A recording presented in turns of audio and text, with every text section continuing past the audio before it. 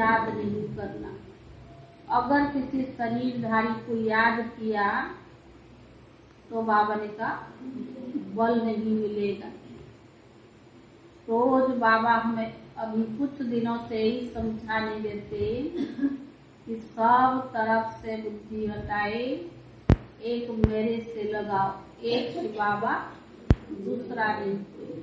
और जितना हमारा बाबा से कनेक्शन जुटता जाएगा उतना आत्मा शक्तिशाली बनती जाएगी। तो बाबा ने आज भी बार बार कहा कि एक बात से ही संबंध जोड़ो। तो बाबा ने कहा जिनको हम कहाँ जाना है, शांति धाम जाना है, साइलेंस रूम जाना है। तो बाबा ने कहा जिनको ऐसे पुरुषार्थ की लगन होगी, एकांतवासी होंगे, उनको आवाज अच्छा नहीं लगेगा। यहाँ तक कि बाबा ने कहा अगर घड़ी चलती है ना, उसकी भी सुई टिक टिक करती है, वह भी पसंद नहीं आएगा। कहाँ जाना है? शांति धाम जाना है। तो बाबा ने कहा अभी हमें आवाज से परे, आवाज की दुनिया से परे जाना है। तो बाबा ने कहा तो अवस्था को इतनी साइलेंस में ले जाओ जो बाबा ने कहा आप एकदम एकांतवासी बन जाओ, तो बाबा की याद की अनुभूति होगी। आज 14 जुलाई का महावाक्य है, सारे मीठे बच्चे सब संग तोड़, मुझ एक बाप से योग लगाओ, तो तुम मेरी पूरी में आ जाएगी। बाबा की पूरी कौन सा है? शिवपुरी, चंदन नगर वाला शिवपुरी नहीं।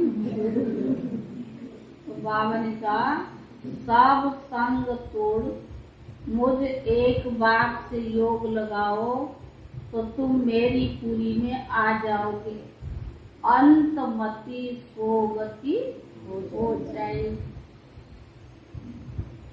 प्रश्न है, जो साइलेंस की अवस्था में जाने का पुरुषार्थ करते हैं उन्हें क्या अच्छा नहीं लगता?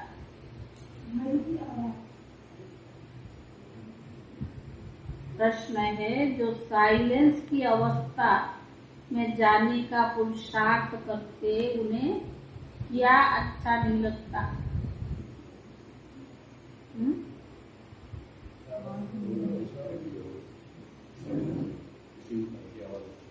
कोई भी आवाज अच्छा नहीं।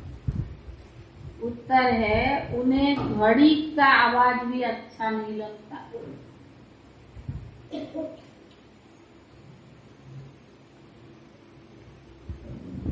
क्योंकि स्वदेश माना इनकॉर्पोरियल वर्ल्ड में कोई भी आवाज नहीं।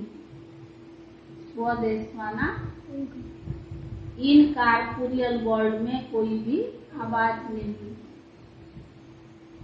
इसीलिए वाणी से परे जाने का पुरुषार्थ करते हैं। तुम्हें अशरीर को अपने स्वधर्म में टिकना है।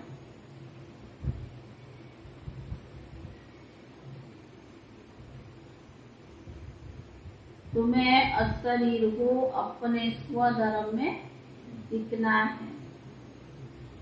बाबा का देश को बाबा सहित याद करना है। बाबा का देश कौन सा है? बाबा ने कहा परम धाम, शांति धाम। बाबा का देश को बाबा सहित याद करना है। गीत है, भक्तों की फरियाद। भगवान वाच, यह है योग आश्रम। तुम यहाँ बैठे हो योग कमाने। यह परमात्मा तुम आत्माओं से इन अर्गन्स द्वारा बात कर रहे हैं। तुम आत्माएं अभी किसकी याद में बैठे हो? आत्मा कहती है अहम आत्मा तत्व। हम सब आत्माएं उस परम पिता परमात्मा की याद में बैठे हैं। यह योग किसने सिखाया? भगवान उवाच मैं सभी आत्माओं का पिता हूँ अथवा फादर हूँ। मैं इस शरीर द्वारा तुमको योग सिखलाने के लिए टीचर बना हूँ। यह तो सहज समझाते हैं। कहते जब जब अति धर्म की ग्लानि होती है तब तब मैं आता हूँ। यह वही कलम पहले वाले महावाक्य अति साधारण शरीर द्वारा फिर से रिपीट हो रही है। कहते कलम पहले ही महावाक्य उच्चारे थे जिसकी गीता बनी हुई है। तो जब धर्म ग्लानि होती है अथवा अनेक धर्म आए उपस्थित होते हैं और देवता धर्म का एकदम नाम निशान गुम हो जाता है, देवता धर्म वाले अपने को हिंदू कहलाने लग पड़ते हैं। भले पूजते देवताओं को है लेकिन कहलाते अपने को हिंदू है। जैसे देवता धर्म के बदले हिंदू धर्म में रिप्लेस हो जाते हैं। इसको कहा जाता है धर्मों की ग्लानि। सब कहेंगे ये सब निशानियां हैं। जब वो एक देवी धर्मों का नाम निशान गुम हो जाता है, उसके बदले अनेक धर्म मठ पंथ भी निकल पड़ते हैं। ये वही कलम पहले वाली गीता एपिसोड हो रहा है। यह भगवान उवाच दूसरा कोई कह ही नहीं सकता। वही आकर फिर वही गीता के महावाक्य रिपीट कर रही है। तो बाबा ने कहा यह महावाक्य और कोई शास्त्र आदि में है नहीं। गीता में भी भगवान उवाच भगवान खुद समझाते हैं। कहते जब अनेक धर्म हो जाता है, कलयुग की अंत आकर पहुंचती है, तब कलम के संगम युग पर आता हूँ। क्योंकि कलयुग को कहा जाता है तमो प्रधान, सतयुग है तो सतो प्रधान।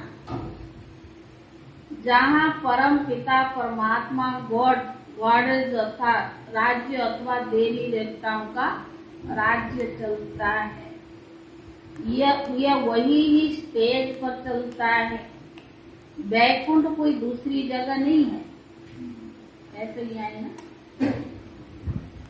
इसी भारत में देवी देवताओं का राज्य था जो प्राय लोप हो गया है। परमात्मा को कहते गॉड इज नॉलेज। भगवान की ज्ञान का सागर, वो एक ही ज्ञान सागर है, आनंद का सागर है, सुख का सागर है। उनके सिवाय और कोई में गॉडली ज्ञान ही नहीं है। बाबा के सिवाय और कोई में गॉडली ज्ञान ही नहीं है, तो दूसरा कोई ज्ञानी कैसे कह सकता? वह कहते हैं कि यह नॉलेज देने के लिए मुझे ही आना पड़ता है। जब तक वो स्वयं आकर नॉलेज ना देवे तब तक कोई भी नॉलेजफुल बन ही नहीं सकता। इस गॉडली नॉलेज को ही फिलोसॉफी कहा जाता है, जिससे आत्मा पावन बनती है। अब प्रश्न उठता है कि यहाँ तुम किसके लिए आए?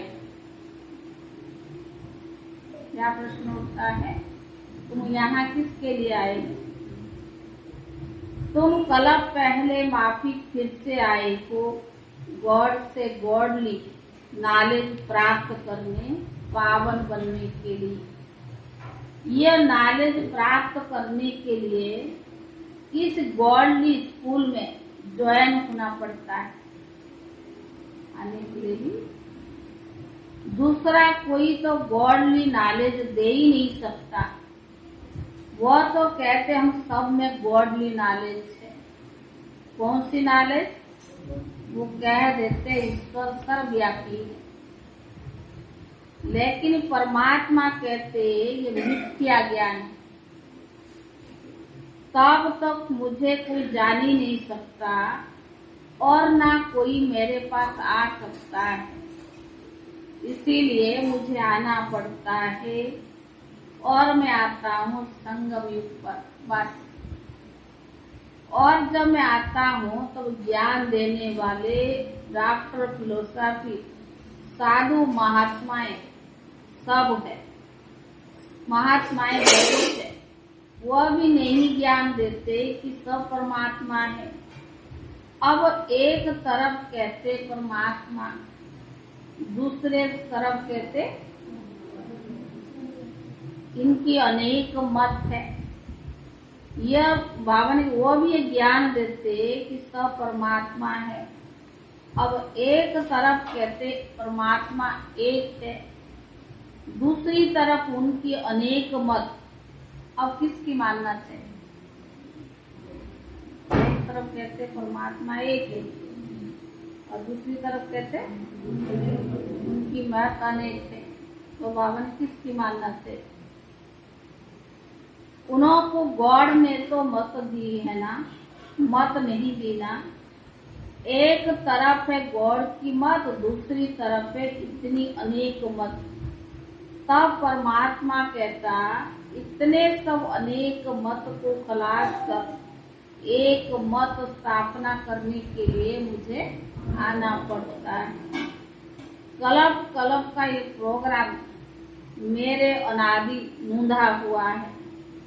दूसरे किंग आदि का तो 8-10 दिन का प्रोग्राम रखते हैं, लेकिन परमात्मा का तो कल्प कल्प का प्रोग्राम है।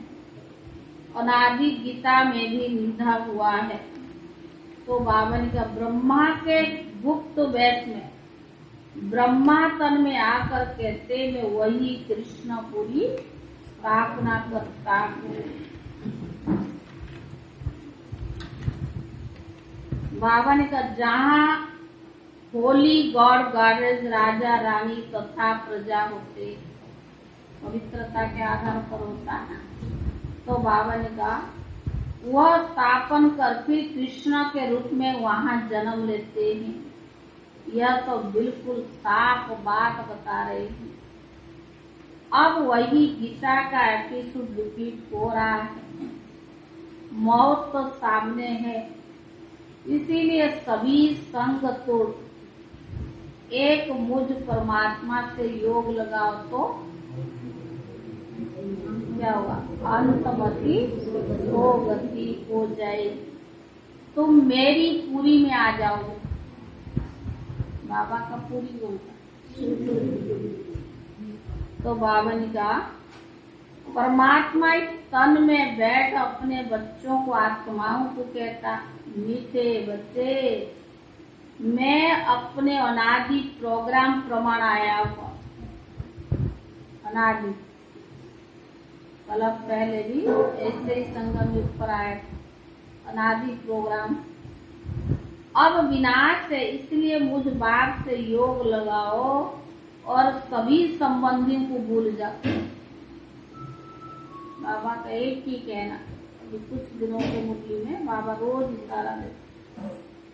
अथवा सब दिए बुझाकर एक दीवा जलाओ, तो मैं तुमको पापों से मुक्त कर अपने पास बिठा दूंगा। जो आत्मा में पाप है उसको भस्म कर अपने पास बिठा दूंगा। इस तन द्वारा स्वयं परमात्मा बोल रही है। कैसा सहज समझाते हैं। कहते भले घर में जाकर योग लगाओ, वापस तो सबको लौटना ही है। ऐसा तो नहीं कि सिर्फ बूढ़े ही जाएंगे, बच्चे बच जाएंगे। जाना तो सबको है ना, ऐसा तो नहीं कि सिर्फ बूढ़े ही जाएंगे, जवान बच्चे बच जाएंगे। देखो जापान में बम छोड़ा तो छोटे छोटे बड़े बड़े जानवर पंछी सब मर गए, या सिर्फ बूढ़े मरे? सब मर गए या बूढ़े मरे? वहाँ तो छोटी रिहर्सल थी, अभी तो बहुत इम्प्रूवमेंट हो रही है। देख रही हो ना, बॉम्ब तैयार है, हिस्ट्री रिपीट अवश्य होगी। तो तुम मुझ परमात्मा को ही याद करो, दूसरा कोई नहीं। सब तैयार हो, लेकिन बाबा ने कहा तुम अपने आप को तैयार करो, सिर्फ मुझ परमात्मा को याद करो। जैसे मीरा को एक गिरिधर याद आता था और सब लोक लाज कुल की मर्यादा छोड़ दी, वैसे ही तुम मुझ परमात्मा को याद करो, दूसरा रोज रोज बाबा कह रहे। दूसरे मामा चाचा याद पड़ते हैं ना, अब उनका संन्यास करो। जो भी देह और देह के संबंधी है, अब उनका संन्यास करो। यह सब कलयुग के बंधन है, बस तुम मेरे साथ योग लगाने से मेरे से ही मिल सकते हो। जब अपने बच्चा समझे, बाबा से योग लगाए, तब वो खुशी में आ गए। जो बाबा की बात को बच्चा समझे और योग लगाए, तब खुशी में आ सकते। तो बाबा ने कहा यहाँ बहुत आते हैं, कहते हैं हमारा मन बस में नहीं है। क्या कहें? तो बाबा ने कहा वह आनंद नहीं आता है, अब आनंद का सागर तो परमात्मा है। तो बाबा ने कहा उनसे योग लगाते नहीं तो आनंद कैसे आएगा? पास्ट कर्म के अनुसार सबको अपनी अपनी बुद्धि मिली हुई है। अच्छे कर्म किए होंगे तो बुद्धि भी अच्छी मिलेगी, बुद्धि का लाइन क्लियर होगा, बाबा से योग उतना लगा सकेंगे। अगर बुद्धि में ही किचड़ा जमा हुआ है, पिछले कर्मों का सब कुछ बुद्धि के अंदर भरा हुआ है, इस जन्म में भी उल्टा पुल्टा कुछ कर लेते तो कैसे बाबा से बुद्धि लगे? कोई तो पहली पोथे में ही मूंझे हुए हैं। तो बाबा ने कहा इसमें परमात्मा क्या करे? परमात्मा तो सबको इकट्ठा पढ़ाते, कोई तो यहाँ ही आकर पढ़ते फिर पढ़ाने लग पड़ते हैं, कोई तो पहली पोथी में ही मूंझे हुए हैं। यह भी बुद्धि का चमत्कार है ना। क्लास में भी कोई पहला नंबर आते हैं और कोई फेल होते हैं। क्यों? पढ़ाने वाला टीचर तो सबको एक जैसा पढ़ाए, उसी में कोई पहला नंबर आता और कोई फेल हो जाता। क्यों? क्योंकि बुद्धि पर सारा मदार रहता है। ज्यादा बुद्धिमान भगवान को कम बुद्धिमान। इसमें परमात्मा भी क्या करे? बाबा तो समझाता है, तरीका बताता है। सबकी तीक्ष्ण बुद्धि करे तो सभी पहला नंबर में आ गए। बाबा चतुर है, अब अगर मैं सबका बुद्धि में तीक्ष्ण बना दूं तो सारी पहला नंबर में आ जाए। जब कोई ग्रहचारी होती है तो कितनी भी दवाई करो उसका असर नहीं होता है। बहुत सारे करते हैं जैसे इसकी ग्रहचारी नहीं, और जब उतरने का टाइम आता है तो मिट्टी चपटी से भी बीमारी ठीक हो जाती है। तो अब समय आ गया तो ये पॉइंट्स भी किसकी बुद्धि में टच हो जाएगी। अभी कोई नहीं सुनते हैं, आगे चलकर सुनने भी लग पड़ेगी। तो बाबा ने कहा इसमें हमको राजी रहना है, परमात्मा आने जाने का ज्ञान सुनाने का गति ही न्यारी है। दूसरी मुरली ओम शांति, घड़ी का भी आवाज नहीं आना चाहिए, वही मुरली है, इसमें दूसरा हिस्सा है। क्योंकि अभी हमारी अवस्था अर्थात वाणी से परे अवस्था है, साइलेंस में रहने का है। हम वाणी से परे जाते हैं इन कार्पोरियल वर्ल्ड, जहाँ आत्माएं रहती है वहाँ वाणी नहीं है, वहाँ आवाज नहीं है, सुप्रीम साइलेंस है। तो इस साइलेंस अवस्था में पहुंचने का पुरुषार्थ करते हैं, इसीलिए आवाज अच्छा नहीं लगता है।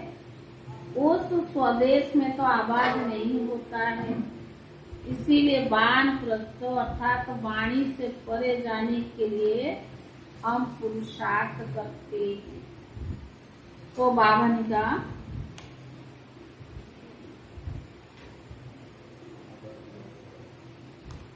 वानप्रस्थ का अर्थ है निर्वाण देश में जाना, जहाँ हम तुम और सारी दुनिया की सोल्स निवास करती है, सभी आत्माएं वहाँ रहती है। यह कार्पोरियल वर्ल्ड तो पार्ट बजाने के लिए स्टेज है, बाकी बिगर पार्ट वहाँ स्वीट साइलेंस रूम में जाकर निवास करते हैं।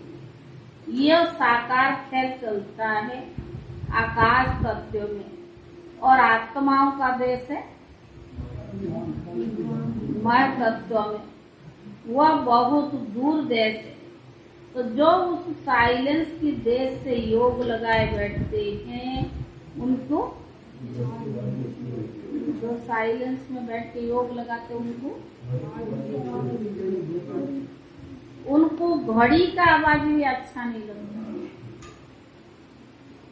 इसको कहा जाता है अपने असली स्वधर्म में टिकना है, अथवा अशरीर होकर रहना है, अर्थात अपने बाबा के देश को बाबा सहित याद करना है। क्योंकि अपना बाबा है उस दूर देश का रहने वाला, वहाँ से आता है इस पराये देश में। पराये देश में क्यों आता है? अपनी बादशाही स्थापन करने और गुप्त वेश में आता है। उनका पाठ है इन कांगोनेट, जैसे तुम्हारा ये पुराना शरीर है, ऐसे मुझे भी पुराना शरीर में प्रवेश कर इस सृष्टि का विनाश कर नई देवी सृष्टि की स्थापना करने आना पड़ता है। तो पुराने घर में आ जाएंगे ना, तो जरूर शरीर भी पुराना लेना पड़ेगा। यहाँ नया दिव्य शरीर कहाँ से है, आए कहाँ से? वह भी है उनका पुराना तन, जिस तन से श्री कृष्ण की राजधानी स्थापन करते हैं। तो इनके पास जो आते हैं उनको पहले साक्षात्कार भी उस वैकुंठ का होता है।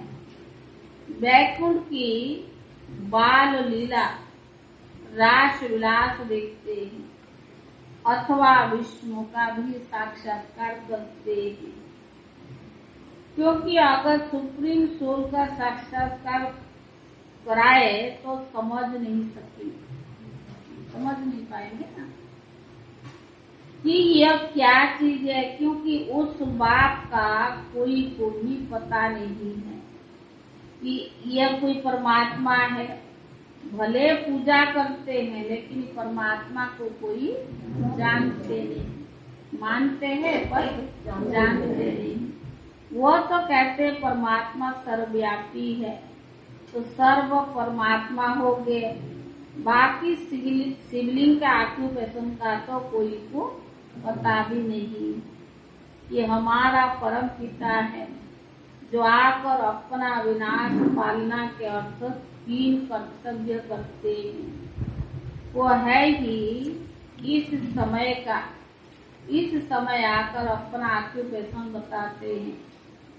और कोई कहते हैं जिसको बैकुंठ की बादशाही व वारिश बनना है, वो यहाँ आकर मेरा बच्चा बने। अगर बैकुंठ को बादशाही लेना है, बच्चा लेना है, तो क्या करना पड़ेगा? बारिश बनने के लिए बच्चा बनना पड़ेगा।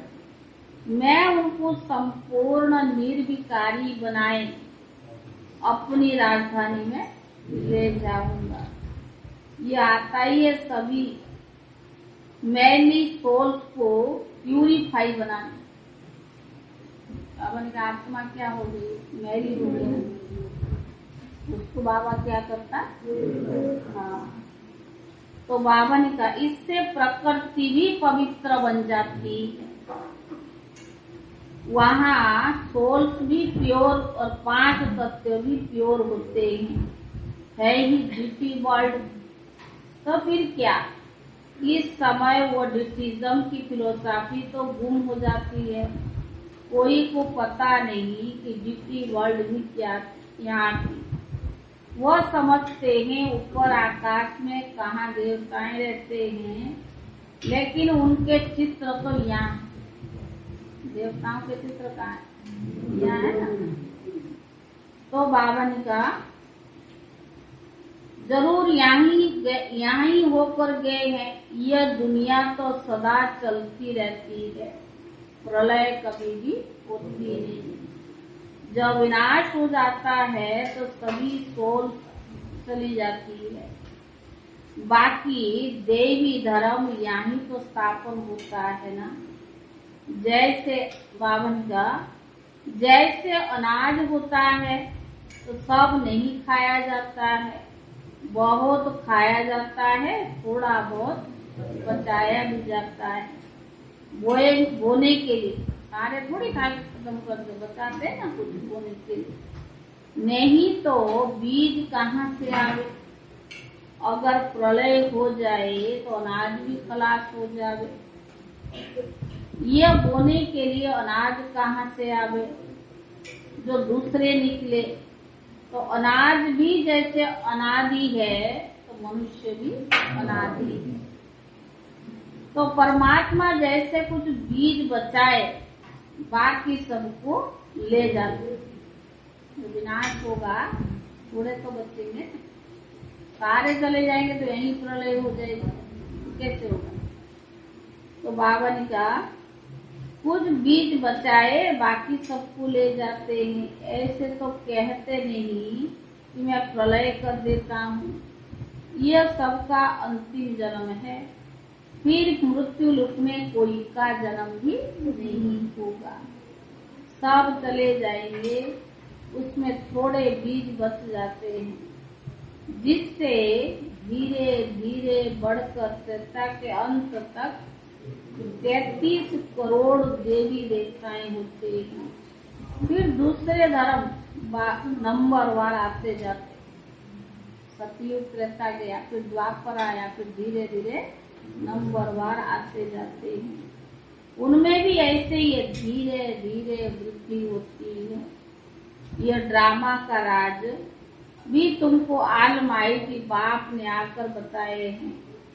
इसीलिए इसको कहा जाता है goddess of knowledge, godly knowledge. दूसरा कहीं भी ये नॉलेज तुमको नहीं मिलेगी, सिवाय बाप के ये नॉलेज कोई दे ही नहीं सकता। भले कितना भी घूमो, इसको इस नॉलेज का पता ही नहीं। देश विदेश कितना भी घूम लो, बाप के सिवाय ये ज्ञान कोई दे ही नहीं सकता। तो बावन का इस समय तुमको यहाँ से मिल सकती है। परमात्मा यहाँ देवी सिजरा बना रही है। तो बावन का परमात्मा कहते अगर तुम उस रॉयल घराने में आना है तो अपना सब मेरे हवाले कर दो। कई दिनों से बाबा क्या कह रहा, सब बैग वैगे ट्रांसफर कर दो, सब मेरे हवाले कर दो। मैं तो उससे प्यूरिफाई बनाए वैकुंठ में तुमको रिटर्न में दे दूंगा। क्या ले रहा, कौन ले रहा, पुरानी चीज ले रहा, बाबा फिर सारी नई चीज आपको वैकुंठ में दूंगा। यह तो जानते हो कि बाबा अभी आए हैं, फिर कलप के बाद आएंगे, घड़ी घड़ी तो नहीं आएंगे ना। कहते बच्चे हम आए तुमको स्वच्छ, बाबा ने कहा स्वच्छ होली बना, पवित्र बनाता, स्वच्छ पवित्र बनाता। 22 लेस्कुई तो होली कहा जाता है।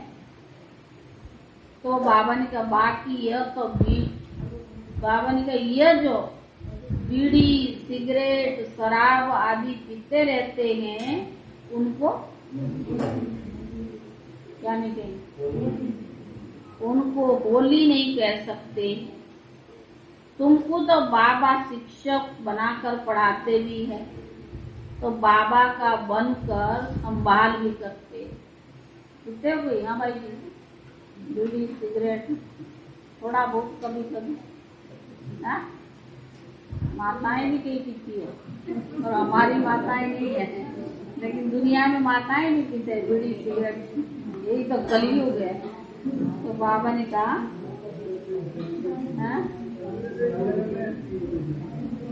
अभी तो बाबा के बच्चे, तो बाबा ने कहा तुमको इनसे डबल आशीर्वाद मिलती है।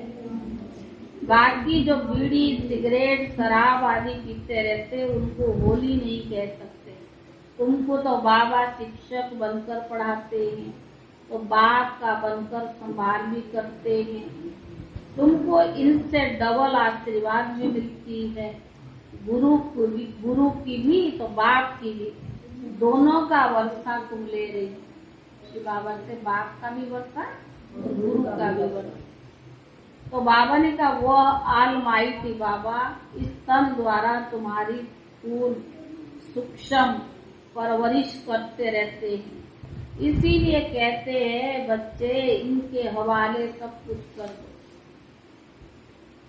दो।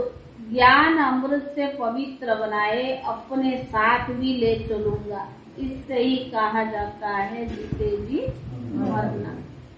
लेकिन ये बहुत मीठा मौत है, कौन सा जीते जी मरना है शरीर में, लेकिन बुद्धि से मरे हुए हैं, तो इसको बहुत मीठा मौत। और बाबा ने कहा जीते जी मरना।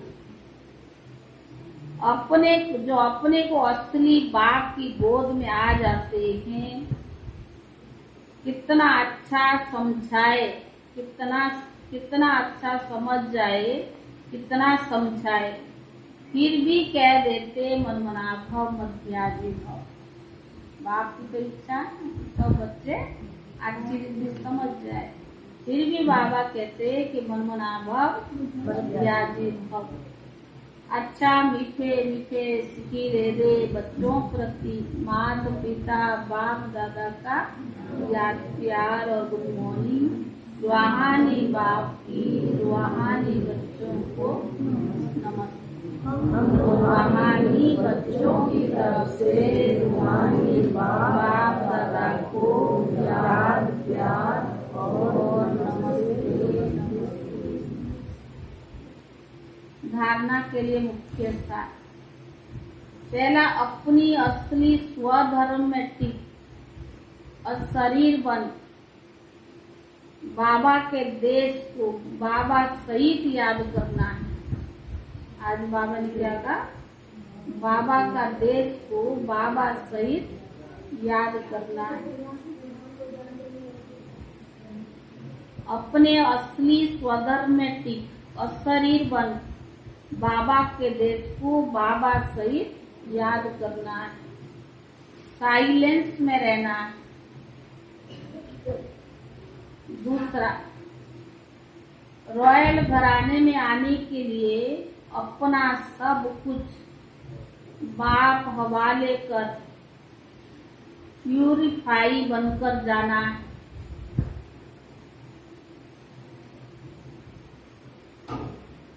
रॉयल घुस रहा है, रॉयल घराने में आने के लिए अपना सब कुछ बाप हवाले कर प्यूरिफाई बनना है। वरदान, बाप द्वारा प्राप्त हुई सर्व खजानों को कार्य में लगाकर बढ़ाने वाले, बाप द्वारा प्राप्त हुई सर्व खजानों को कार्य में लगाकर बढ़ाने वाले ज्ञानी योगी तो आत्मा भव, ज्ञानी योगी तो आत्मा भव। बाप दादा ने बच्चों को सर्व खजानों से संपन्न बनाया है। बाप दादा ने बच्चों को सर्व खजानों से संपन्न बनाया है, लेकिन जो समय पर हर खजाने को काम में लगाते हैं उनका खजाना बढ़ता जाता है। समय पर हर खजाने को काम में लगाते उनका खजाना बढ़ता जाता है। वे कभी ऐसे नहीं कह सकते कि चाहते तो नहीं थे लेकिन हो गया,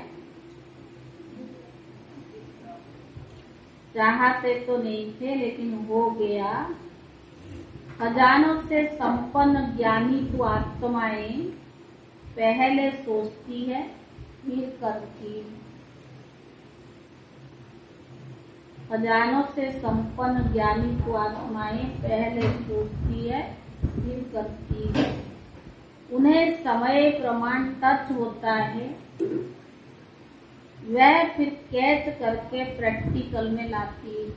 उनको टच होता है फिर कैच करके प्रैक्टिकल में लाती है। 1 सेकंड भी करने के बाद सोचा तो ज्ञानी को आत्मा नहीं कहेंगे। 1 सेकंड भी करने के बाद सोचा तो ज्ञानी को आत्मा नहीं कहेंगे। स्लोगन,